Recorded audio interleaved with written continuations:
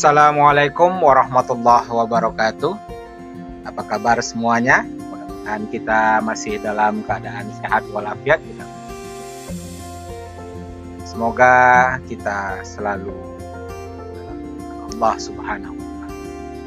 Dan kelak di yaumil akhir kita akan mendapat syafaat dan Muhammad sallallahu alaihi wasallam. Tentunya kita selalu bersolawat kepada beliau. Allahumma sholli ala sayyidina Muhammad wa ala ali Muhammad. Baiklah, pada pertemuan kali ini kita akan membahas tentang kultivasi dan pertumbuhan mikroorganisme. Kultivasi mikroorganisme itu sama juga dengan pemeliharaan mikroorganisme. Kalau kita berbicara bagaimana kita memelihara dan mengembangbiakkan mikroorganisme, banyak hal yang akan kita bahas, mulai dari nutrisi, media pertumbuhan, kemudian teknik isolasi, dan bagaimana preservasi. Apa itu nutrisi? Saya yakin kita semua pasti ingat dan selalu mendengar kata-kata nutrisi. Nutrisi adalah zat yang digunakan dalam biosintesis dan pelepasan energi, dan oleh karena itu diperlukan untuk pertumbuhan. Yang kita bahas di sini adalah untuk mikroorganisme. Kalau dianalisis komposisi sel bakteri, itu 95% berat kering terdiri dari karbon, oksigen, hidrogen, nitrogen, sulfur, fosfor, kalium, kalsium, magnesium, dan zat besi.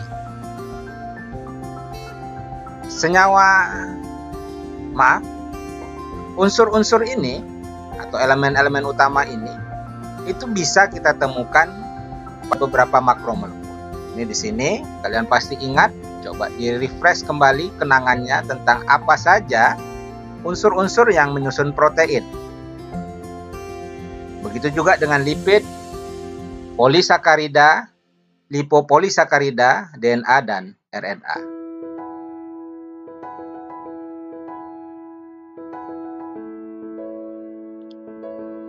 Kebutuhannya akan nutrisi itu berbeda-beda antara satu unsur dengan unsur yang lain.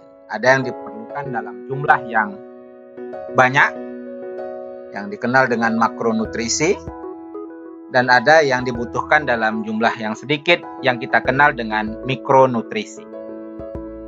Makronutrisi ini diperlukan dalam proses penyusunan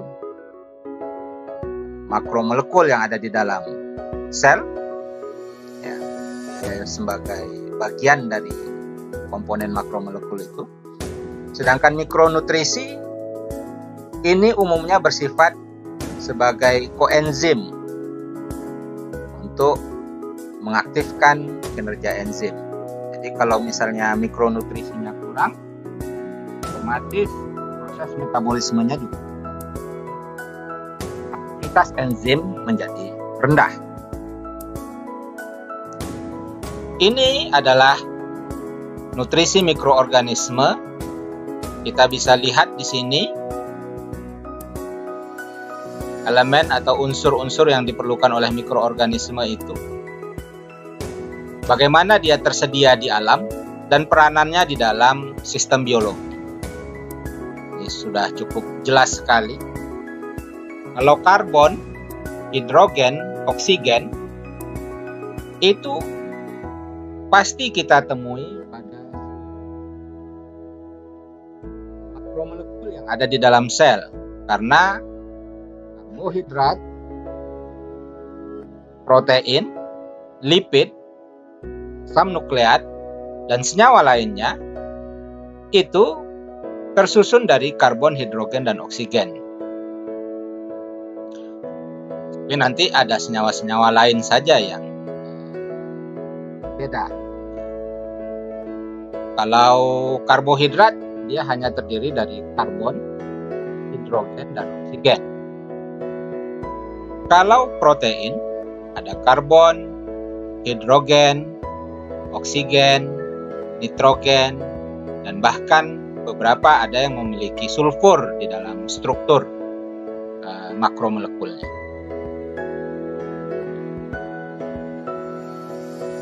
Ini dia. Saya rasa sudah sangat jelas di sini keterangannya. Ini ketersediaannya di alam. Ini peranannya dalam sistem biologi.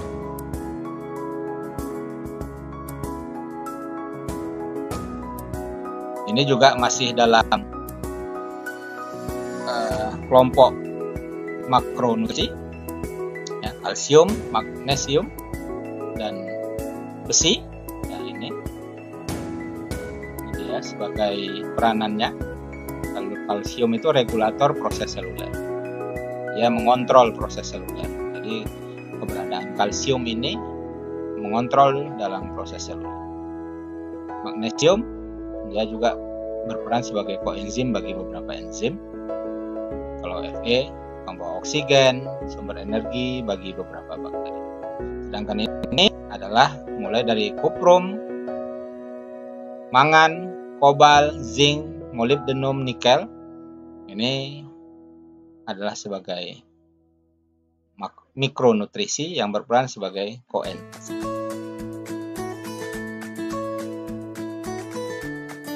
Selain keberadaan makronutrisi dan mikronutrisi, beberapa mikroorganisme juga memerlukan senyawa penting untuk pertumbuhannya, yang dikenal dengan faktor pertumbuhan. Bentuknya bisa dari asam amino, asam pentaaminobenzoat, niacin, purin dan pirimidin, piridoksin, dan riboflavin. Sebetulnya masih banyak lagi faktor-faktor pertumbuhan lain. Biasanya faktor-faktor pertumbuhan ini berperan sebagai komponen protein, ada yang sebagai prekursor, ada yang komponen asam nukleat, dan senyawa-senyawa lain. Kalau kita lihat pengelompokan mikroorganisme berdasarkan cara memperoleh energi dan karbonnya, ini istilah-istilah ini merupakan istilah yang tidak asing lagi. Sudah kita kalau berdasarkan sumber karbonnya, itu ada organisme autotrof. Autotrof ini dia suka atau dia menggunakan karbonnya dari karbon anorganik. Ini adalah dari golongan bakteri fotosintetik dan alga, bakteri pengoksidasi belerang, pengoksidasi besi, pengoksidasi hidrogen, dan bakteri nitrifikasi. Sedangkan yang memerlukan karbon organik sebagai sumber karbonnya itu dikenal dengan organisme heterotrof. Nah, kalau dulu kita mengenal ada yang bisa membuat makanan sendiri, ada yang tidak bisa membuat makanan sendiri. Kemudian kalau dilihat dari sumber energi, mikroorganisme ini ada yang sumber energinya dari cahaya, dengan organisme fototrof, dan juga ada juga yang oksidasi senyawa kimia, itu dengan kemotrof. Kemudian dari sumber elektronnya itu juga berbeda. Kalau golongan bakteri fotosintetik, alga, dan bakteri pengoksidasi tadi, itu sumber elektronnya berdasar dari molekul anorganik. Sedangkan organotrof pada umumnya itu cenderungannya adalah molekul organik. Kita lihat bagaimana cara sel mikroorganisme memperoleh nutrisi. Kalau cara sel memperoleh nutrisi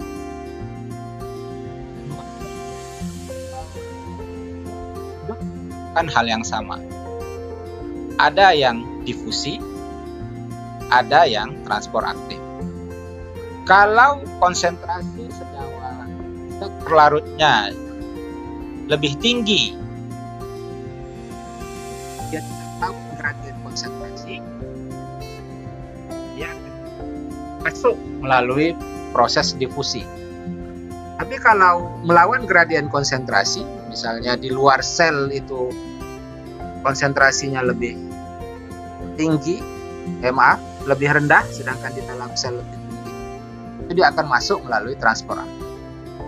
Difusi ini dia tidak memerlukan energi untuk proses perpindahan zatnya, sedangkan transport aktif dia memerlukan energi. Ya. Terjadi fosforilasi di situ, sehingga ATP akan berubah menjadi ADP.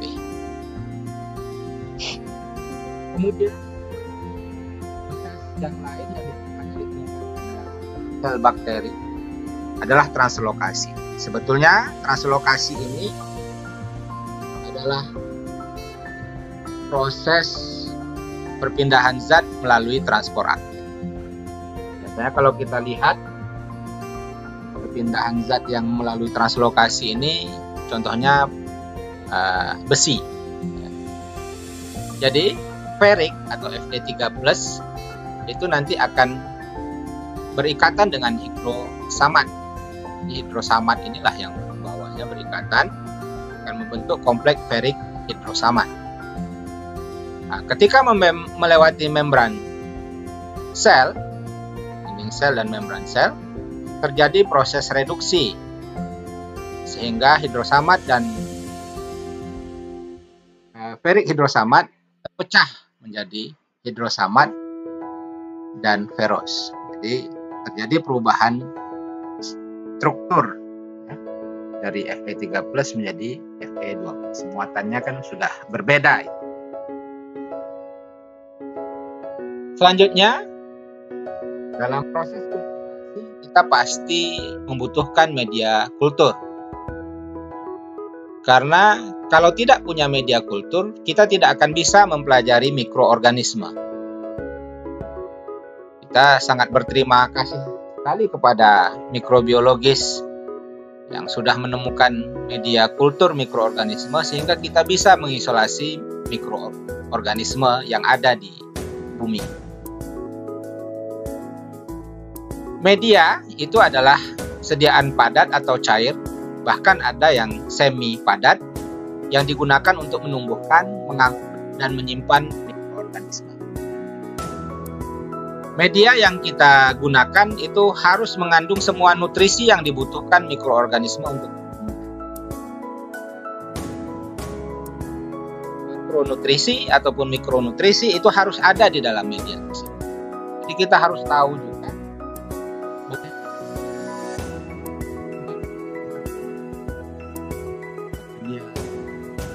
atau karbon organik sehingga kita bisa menyusun media yang akan kita gunakan. Media kultur itu diklasifikasikan kepada beberapa parameter, dilihat bagaimana konstituen kimia, dari mana mereka dibuat, sifat fisik mereka, dan bagaimana fungsinya. Ini pengklasifikasiannya, ada asal, kimia, fisika, fungsi. Kalau asal itu alami atau buatan. Kalau alami itu banyak. Ya. Semua makhluk hidup yang ada ini merupakan media alami bagi pertumbuhan dari mikroorganisme. Bahkan keringat kita pun itu merupakan media alami bagi pertumbuhan mikroorganisme. Kalau buatan, ini contohnya itu dibuat, disusun komposisinya. Kemudian kalau kimia ada yang sintetik, ada yang kompleks. Ya. Kalau yang sintetik ini, komposisi senyawanya kita ketahui secara pasti. Beratnya juga kita ketahui secara pasti. Nanti akan kita lihat. Nah, kalau yang kompleks, tahu kandungan secara pasti di dalam suatu senyawa tersebut, di dalam media tersebut. Contohnya kaldu tryptic soy, kaldu nutrisi. Ini kandungannya di situ kan ada tripton, ada ada soy pepton dan lain sebagainya. Kemudian kalau dilihat dari pengelompokan berdasarkan fisikanya, itu sudah pasti ada padat, semi padat, dan cair. Padat ini pasti menggunakan agar, atau kalau zaman dulu orang menggunakan gelatin, ya. Kalau semi padat dia menggunakan agar setengah komposisinya, sehingga dia antara padat dan cair. Kalau cair ini tidak menggunakan agar sama sekali. Kalau dari fungsinya ini tergantung terhadap mengisolasi dia secara keseluruhan atau tidak. Kalau secara keseluruhan, gunakan medium umum.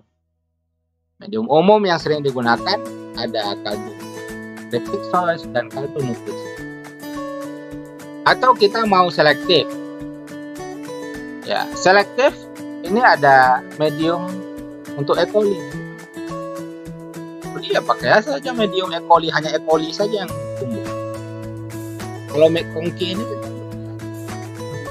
tetap negatif. Kemudian diferensial. Untuk diferensial ini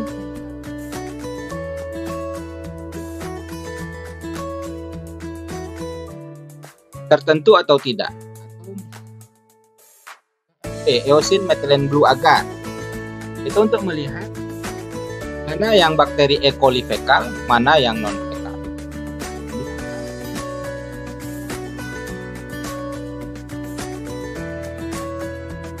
Mana yang tidak. Atau ada juga medium yang diperkaya. Contohnya ini agar darah. Ini bakteri yang tidak bisa tumbuh di media umum, sehingga perlu diperkaya agar bakteri.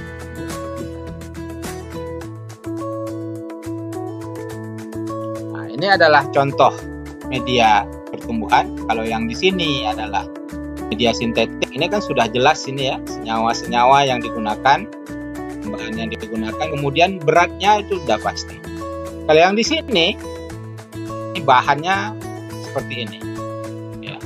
Kalau yang jelas itu hanya NaCl di sini. Kalau yang lain laktosa. Kalau yang ini kan komposisinya beragam di dalam pankreatik. Gelatin ini banyak komposisi yang ada di situ. Ada sumber karbon, ada sumber nitrogen, ada sumber ada sumber karbohidrat, protein, dan lipid. Juga dengan ini. Yang komposisinya yang tidak kompleks hanya glukosa, sodium klorid, di potasium fosfat. Kalau yang ini kompleks, kripton, pepton. Ini kalau kita lihat bakteri, kalau kita tumbuhkan dalam cawan petri, ini akan seperti ini dia. Nah, ini adalah fungi.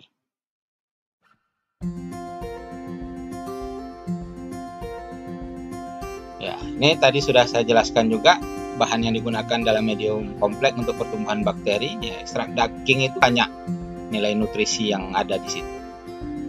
Makanya dia disebut medium kompleks. Sintetik dia jelas karbohidrat dalam bentuk apa? Glukosa, berarti glukosa yang laktosa yang dan seterusnya. Kalau di sini dalam satu bahan mengandung berbagai macam nutrisi yang bisa dimanfaatkan oleh bakteri. Itu makanya disebut dengan medium kompleks.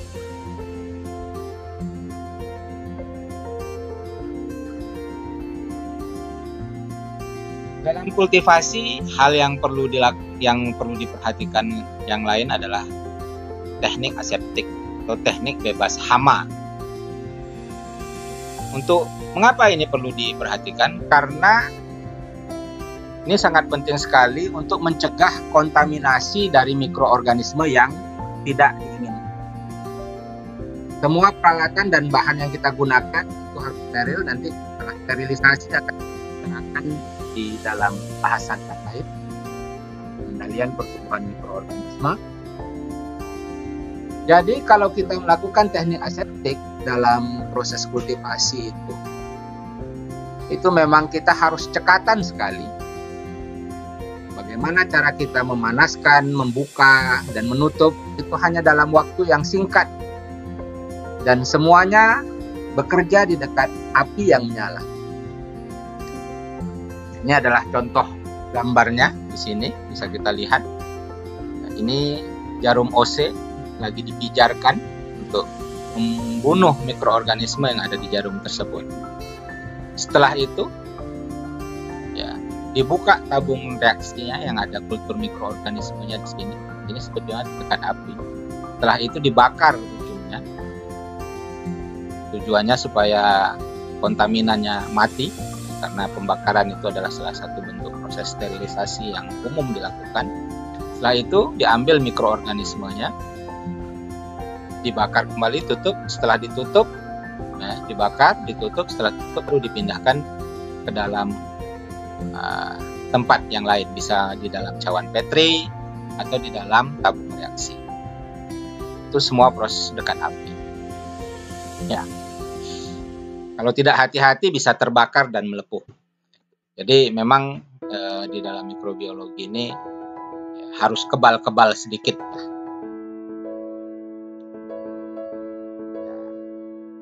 Kemudian kita lihat bagaimana cara kita membuat kultur murni dari mikroorganisme. Karena kalau kita ambil langsung di alam, mikroorganisme itu dia tidak terpisah. Dia tersedia dalam bentuk kultur campuran atau populasi campuran yang kompleks dengan banyak spesies. Kalau dia di dalam kultur campuran itu akan sulit kita untuk mempelajarinya, sehingga para ahli melakukan pemurnian supaya didapatkan kultur tunggal. Kemudian baru dikarakterisasi individunya. Bagaimana aktivitas biokimianya. Kemudian ada tidak kemanfaatannya dalam kehidupan ya. Kalau kita di dalam bidang pertanian kecenderungannya sering memanfaatkan organisme yang ada.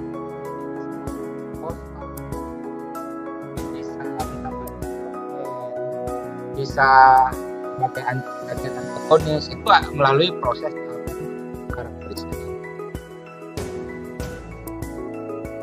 Kita sangat berterima kasih sekali kepada ahli bakteriologi Jerman, Robert Koch, karena dialah yang menemukan bagaimana cara memurnikan mikroorganisme ini. Dan dia juga yang pertama kali menumbuhkan mikroorganisme di media padat, tetapi pada saat itu dia menggunakan gelatin ya. Sudah kita bahas pada topik sejarah perkembangan mikrobiologi sebelumnya.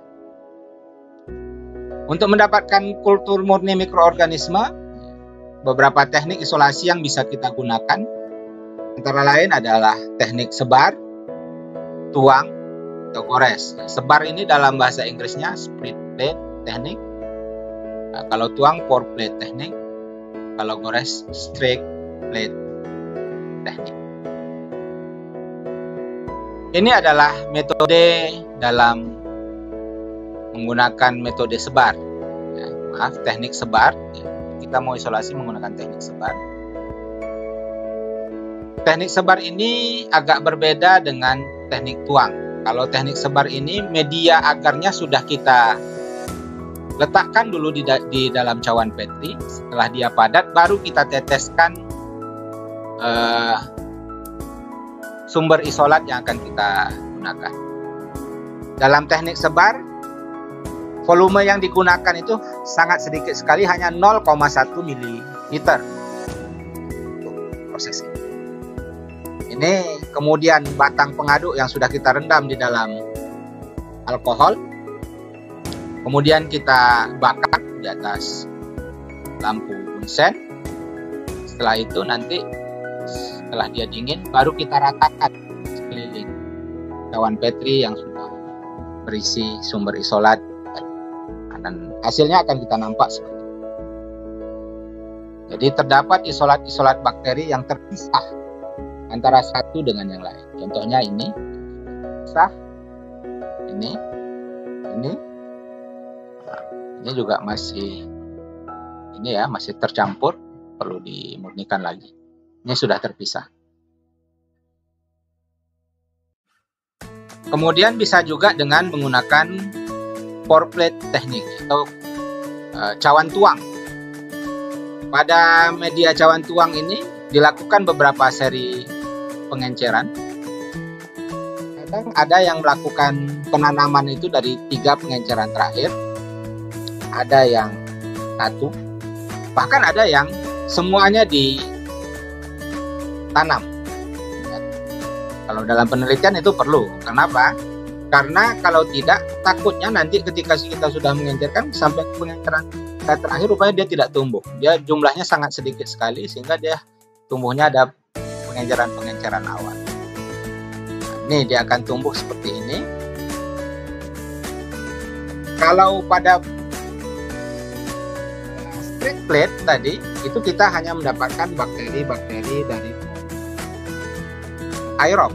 Kalau yang pour plate kemungkinan kita juga bisa mendapatkan dari kelompok anaerob karena dia setelah kita tuangkan di dalam petri baru dituangkan akarnya pada suhu 5 sampai 60 Celcius. Nah itu jadi kemungkinan bakteri yang tumbuh di bawah permukaan akar. Kemudian metode atau teknik lain yang digunakan itu menggunakan strict plate teknik atau gores. Biasanya ini cawan petri ini sudah diisi dengan media, kemudian kita sudah menyiapkan sumber isolatnya, biasanya sudah dalam bentuk cairan, kemudian OC-nya kita dengan pemijaran, tetap semua proses dengan menggunakan teknik aseptik. Setelah itu kita ambil isolatnya, kemudian digores secara merata. Gores. Setelah itu dibakar lagi OC-nya. Setelah dibakar, ini digores lagi ke sini, gores. Kemudian dibakar lagi OC-nya, digores lagi. Sehingga nanti isolat yang betul-betul murni, ya, sudah terpisah antara satu yang lain. Terus kalau yang tidak murni bagaimana? Ya dimurnikan lagi. Kita ambil, murnikan sampai betul-betul mendapatkan kultur murni. Hal yang perlu diperhatikan juga dalam pemurnian bakteri itu adalah bagaimana karakteristik makroskopis yang diperlihatkan oleh koloni pada media pertumbuhan yang kita gunakan. Untuk bakteri, itu yang perlu diperhatikan beberapa hal. Yang pertama, bagaimana bentuk koloninya, kemudian bagaimana bentuk permukaannya, dan kemudian bagaimana bentuk tepinya. Ini yang digunakan. Isolat yang memiliki karakteristik makroskopis yang sama, itu kita anggap sebagai isolat yang sama. Tapi tetap nanti akan dibutuhkan kasih bakteri. Bagaimana caranya nanti akan kita bahas materi berikutnya.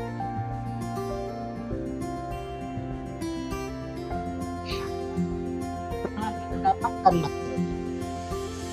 atau mikroorganisme, supaya kita tidak kehilangan mikroorganisme kita, karena biasanya mikroorganisme yang diisolasi ekonomis yang sangat penting, sangat membantu kita dalam mempelajari mikroorganisme. Kita tidak akan mungkin terus-menerus mengisolasi.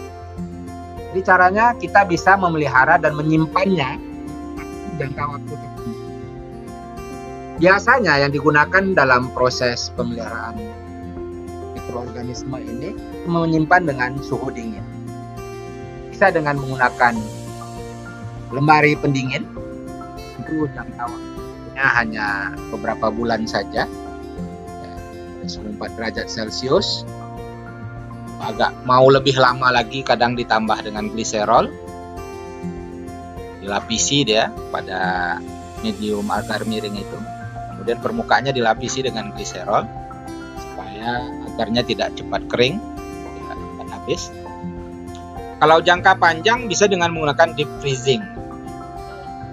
Kita ekstrim, biasanya menggunakan nitrogen cair, suhunya sangat dingin sekali.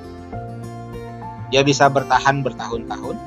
Atau dengan menggunakan freeze drying. Freeze drying ini menggunakan suhu dingin dan mengeringkan selnya itu dalam kondisi selnya dingin, selnya airnya jadi hilang. Tapi selnya tetap hidup, karena viabilitas selnya tetap dijaga. Dia bisa bertahan bertahun-tahun. Ini yang cenderung digunakan orang dalam proses pemeliharaan mikroorganisme.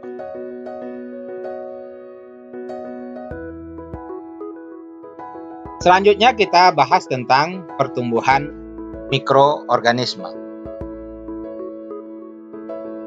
Pertumbuhan pada organisme uniseluler, contohnya bakteri, hamir ini algi atau yeast dalam bahasa Inggrisnya, dan protozoa. Ini dapat didefinisikan sebagai peningkatan konstituen seluler dan menyebabkan peningkatan populasi jumlah. Sama dengan multiseluler. Kalau multiseluler, tambahnya itu berkembang biak. Tapi kalau uniseluler, pertambahan populasi itu bentuk dari pertumbuhan dari sel mikroorganisme tersebut. Kalau kita lihat-lihat dan ingat-ingat kembali, mikroorganisme berkembang biak bisa secara aseksual ataupun melalui cara seksual, tidak kawin dan kawin. Jadi kalau yang secara aseksual dia pembelahan biner sederhana, mirip-mirip dengan mitosis, tapi sangat sederhana sekali. Jangan dibayangkan seperti mitosis ya, dari 1 langsung 2 dan waktunya sangat singkat sekali. Kemudian ada yang melalui pertunasan, jadi dia membentuk tunas, kemudian tunasnya lepas, membentuk organisme baru. Kemudian ada fragmentasi, ininya, selnya patah, bentuk organisme baru. Dan ada yang menggunakan spora. Ya, kalau kita jamur, ternyata bakteri pun ada spora. Ya, pada beberapa genus tertentu, antara lain Bacillus dan Clostridium.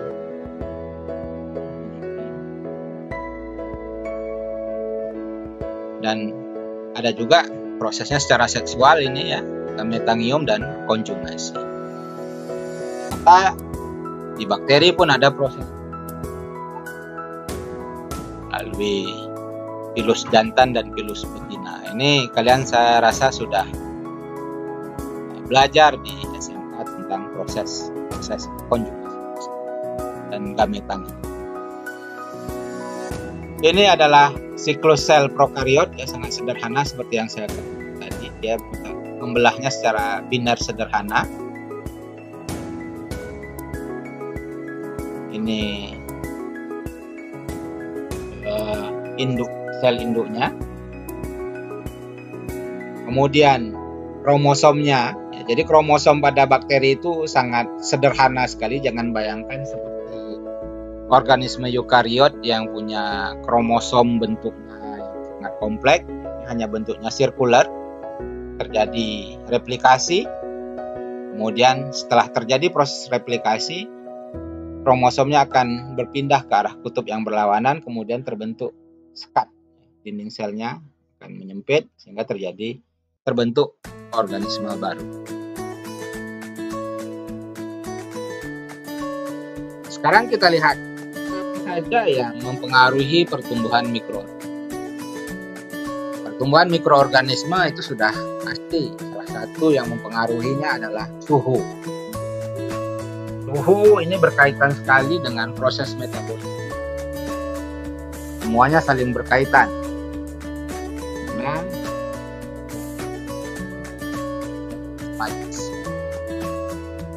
Kalau berdasarkan tipe suhunya, mikroorganisme ada yang mikrofil, mesofil, termofil. Kalau dulu kita mengenal ya mikrofil ini suhunya tinggi, mesofil suhunya sedang, termofil suhunya hangat. Nah itu kondisi. Kemudian faktor yang mempengaruhi yang lain adalah keberadaan oksigen. Ada yang memerlukan oksigen, ada yang tidak memerlukan oksigen, ada yang bisa hidup baik ada oksigen maupun ada oksigen. Ada yang butuh oksigen itu dalam jumlah yang sangat sedikit sekali. Jadi kalau yang butuh oksigen itu dikenal dengan organisme aerob, yang tidak memerlukan ya aerob. Kalau kita tidak ada oksigen mati, tapi kalau aerob ini ada oksigen dia malah mati, berbahaya bagi dia. Sehingga kadang ini agak sangat sulit kita melakukan isolasi terhadap organisme yang betul-betul anaerob obligat. Anaerob fakultatif ini dia ACDC, bisa ada oksigen, bisa tanpa oksigen. Mikroaerofil dia butuh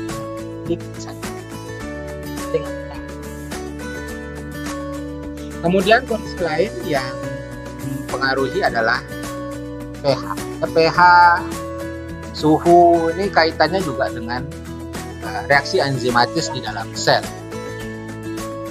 Tipe bakterinya kalau dia yang suka asam, itu sudah tahu kalian belajar kimia, tahu itu dikenal dengan asidofil. Ada yang suka dengan kondisi netral, netrofil, dan ada yang suka kondisi basah, yang kita kenal dengan alkalofil. Kemudian kebutuhan akan cahaya itu juga mempengaruhi. Kalau dia bakteri fotosintetik, dia tentu perlu cahaya. Jadi kalau kalian mau mengisolasi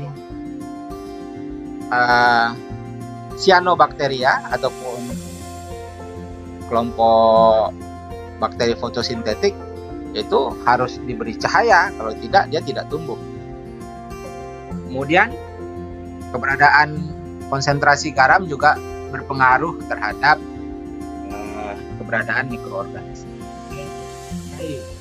Kondisi garam tinggi ada yang cenderungnya yang menyukai kadar garam tinggi,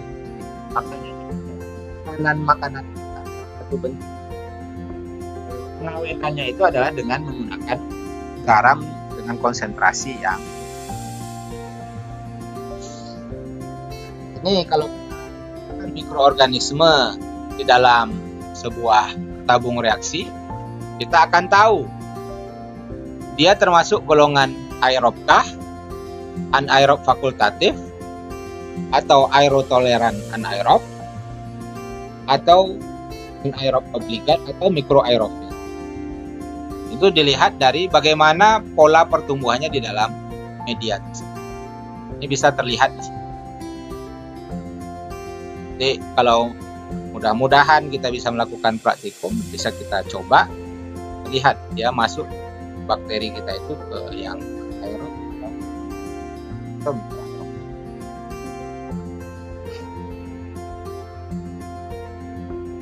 Organisme uniseluler mengalami pembelahan biner yang menghasilkan dua sel anak yang identik membawa sel dalam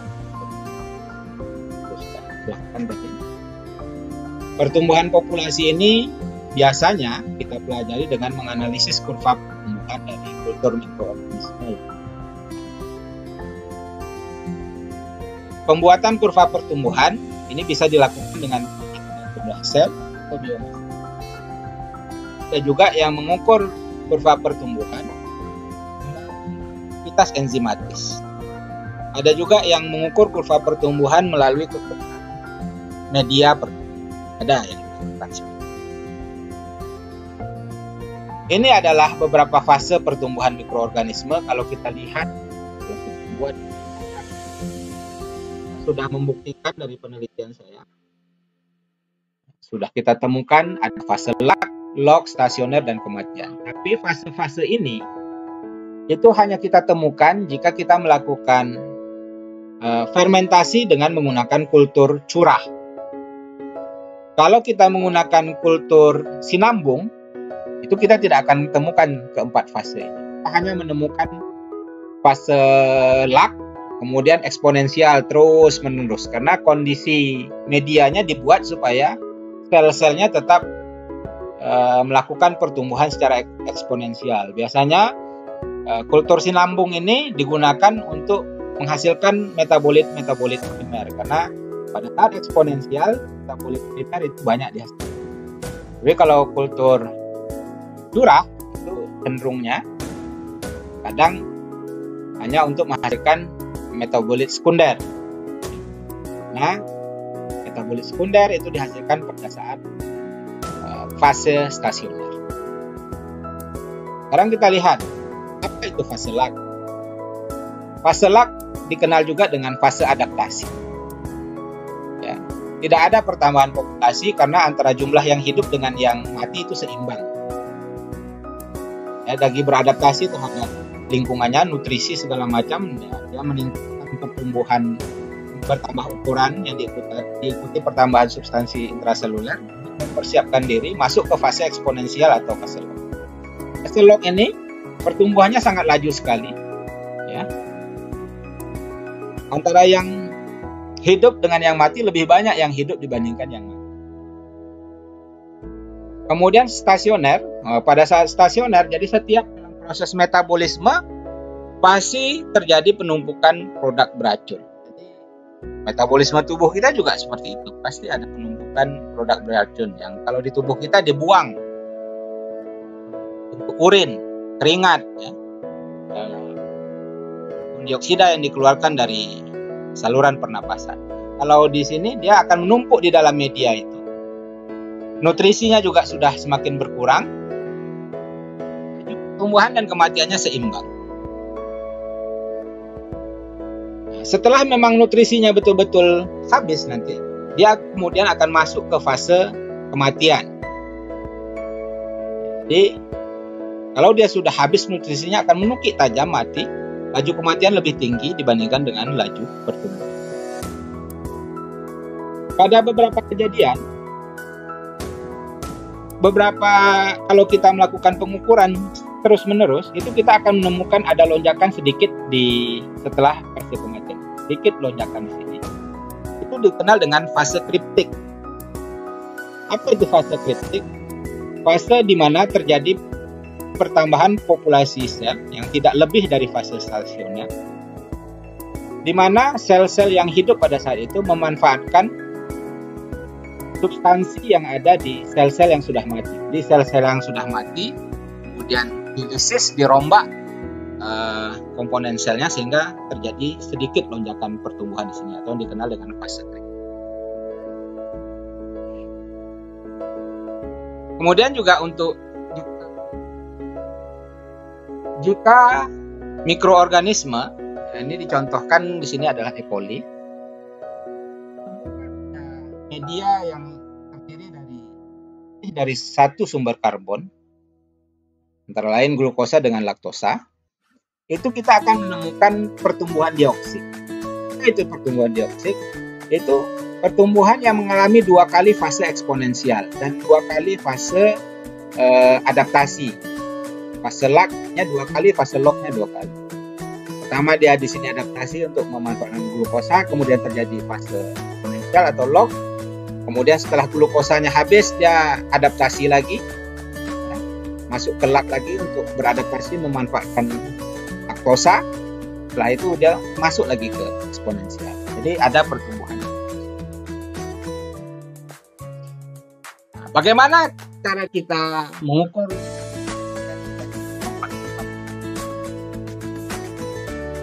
Dilakukan dengan mendeteksi jumlah sel. Jadi per mililiter atau gram sampel bisa kita lakukan. Caranya bagaimana? Bisa dengan menghitung langsung dengan menggunakan hemasitometer, dengan menggunakan teknik black count, menggunakan metode most probable number, filtrasi, mengukur kekeruhan atau turbiditas, dan menghitung berat kering mikroorganisme atau mengukur biomasa sel mikroorganisme. Ini adalah salah satu cara dengan menggunakan hemasitometer. Jadi kalau kalian pernah praktikum untuk menghitung sel darah merah atau sel darah putih, itu caranya hampir sama. Ini yang digunakan metodenya. Tapi kalau yang diamati orang tidak ada masalah kalau kita menggunakan mikroskop cahaya. Kalau yang jadi masalah itu ketika kita mengamati sel bakteri. Karena sel bakteri ini dia tembus cahaya. Sulit sekali kita menggunakan hemasitometer kalau dia tidak diwarnai. Biasanya kadang bisa juga kita gunakan diwarnai dulu selnya supaya bisa diamati. Kalau tidak, bisa juga dengan menggunakan mikroskop fase kontras. Jadi sehingga selnya bisa dilihat. Tidak bisa dengan mikroskop cahaya langsung.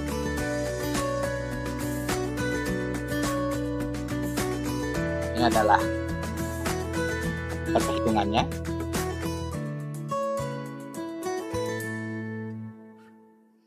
Kemudian bisa juga dengan menggunakan metode total. Dilakukan melalui beberapa serial pengenceran. Pengenceran pertama ini 10 pangkat 1, 10 pangkat 2, pangkat 3, pangkat 5, dan seterusnya. Menggunakan teknik 4 plate atau kadang ada juga yang menggunakan teknik split plate. Dilakukan sebanyak 2 ulangan, duplo, bahkan kadang ada yang melakukan secara triplo sampai 3 ulangan. Perhitungan dilakukan hanya jika cawan Petri itu ditumbuhi oleh koloni sebanyak 30 sampai 300 koloni. Kalau dia kurang bagaimana? Itu dikenal dengan, kalau lebih juga disebut dengan TB. Jadi kalau kita melakukan ini ya kita tahu kisaran selnya. Kalau kita ingin tahu jumlah selnya, satuannya bisa CFU itu colony forming unit per mililiter kalau kita menggunakan cairan. Kalau kita menggunakan padatan tentu gram per gram. Cara menghitungnya gampang sekali. Cukup kalikan jumlah koloni yang tumbuh dikali dengan faktor pengenceran. Udah dapat jumlah selnya per mililiter atau per gram. Nah, ini bisa juga dengan menggunakan tabung MPN. Maaf, metode MPN. Ini tabung ganda. Itu dilihat dari tabung-tabung yang digunakan itu berapa buah yang positif. Misalnya tabung seri awal itu kita buat ada 5 misalnya, cuma 4 yang positif. Kemudian tabung seri kedua ada 2 yang positif. Seri ketiga hanya 0. Berarti ini dia. Tinggal kita cocokkan ke sampingnya. Jadi kalau dia ini melalui tabung-tabung yang kita gunakan.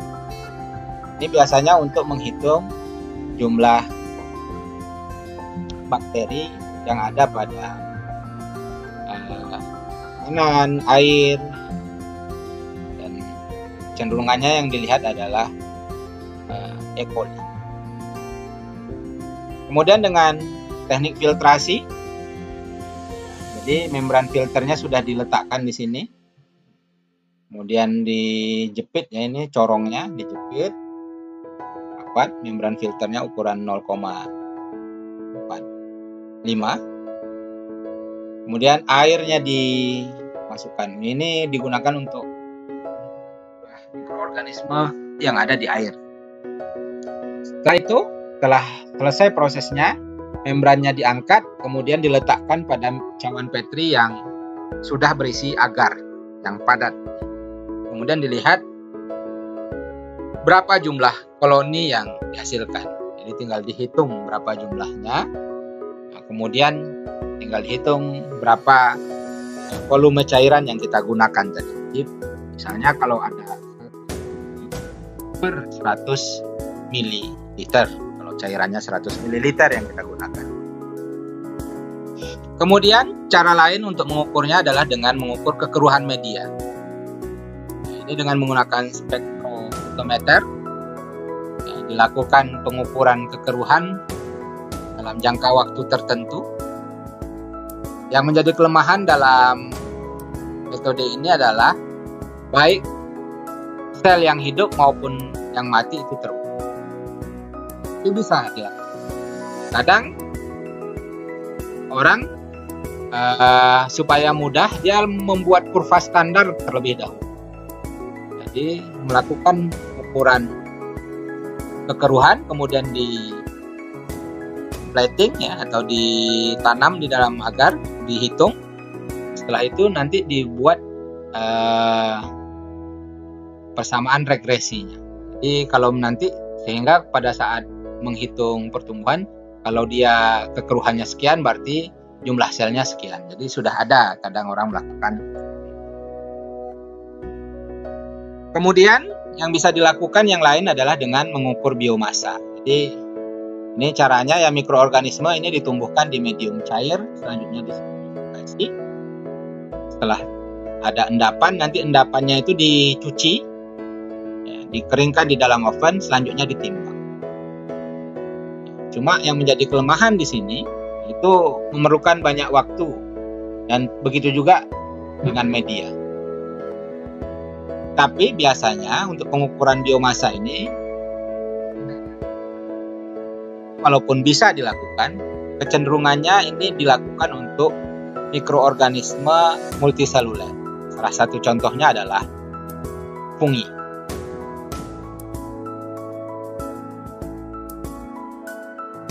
Kalau pada mikroorganisme multiseluler, jika dia tidak terjadi gangguan sehingga tidak terputus,